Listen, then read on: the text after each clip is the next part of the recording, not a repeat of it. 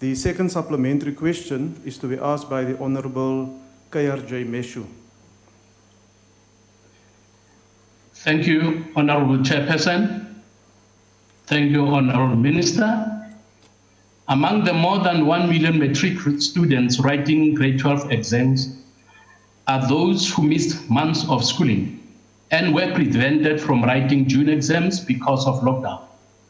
As a result, they are under tremendous pressure and they fear possible failure because of short preparation time and the additional risk of possible COVID-19 infection.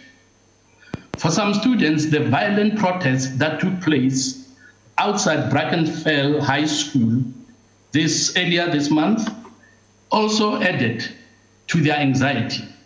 What measures will be taken to assure learners and educators of their personal protection against violence, health concerns, and psychological support due to the immense pressure on them at this time? Thank you.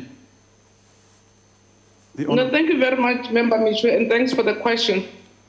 Member, what I can assure you is that we are all very conscious of the fact that this class was a class really that was confronted with insurmountable problems, was confronted with a situation that we've never all experienced before, and hence we all galvanized, not only ourselves as a department, but there were academics that came forward to say, can we offer help?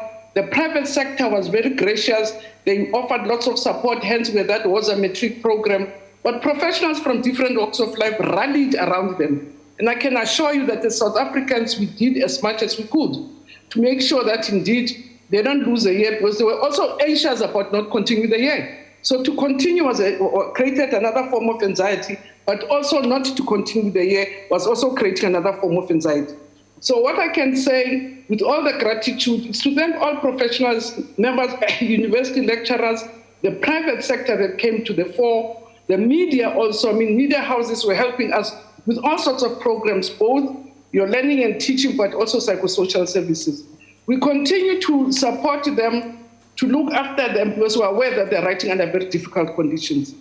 On other areas where taxi strikes, your protests everywhere else, again, we're working together with our provinces to continue to provide them with support. I can assure you that, for instance, when there were difficulties in the Western Cape, the Western Cape Department removed grade 12 from that area, so they're not part of the challenges that are there, and they can ride peacefully and safely elsewhere.